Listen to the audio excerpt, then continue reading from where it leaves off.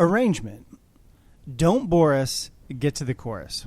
This is what my publisher used to always say about writing songs for use in TV and films. When your music is licensed in television or movies, normally the entire song isn't used. Usually it's just an excerpt of the song, maybe 30 seconds or 60 seconds, or maybe even shorter depending on how the song is being used.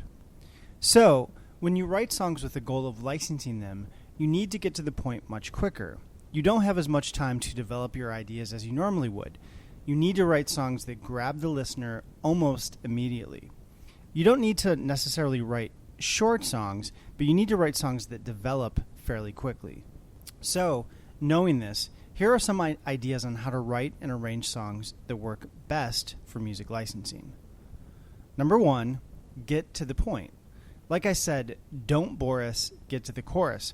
This is what my main publisher used to always say about writing songs in terms of how they need to get to the point. When you write songs for licensing, it's best to write songs that are not long-winded.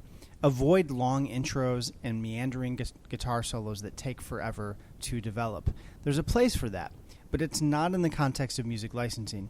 When you write songs that you're going to try and license, think about how your songs are going to be used. Number 2, no long intros. When writing songs for licensing, avoid long, drawn-out intros.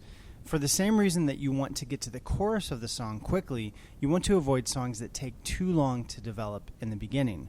Remember, you want to grab the attention of music supervisors right away. If I have an intro at all, I usually keep them less than 30 seconds. Get to the verse quickly to avoid listeners losing interest.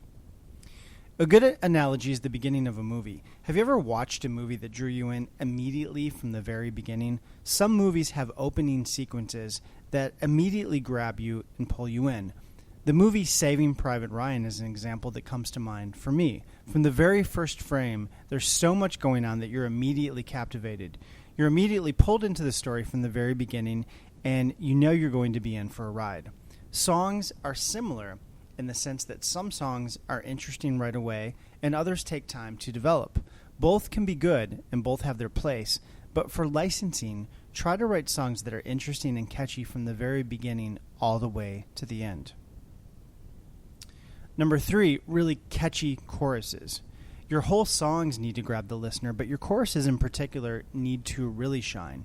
The more catchy and memorable your choruses are, the better, at least in terms of licensing. I think this is true for songs in general, but for licensing purposes, your songs need to really pull the listener in.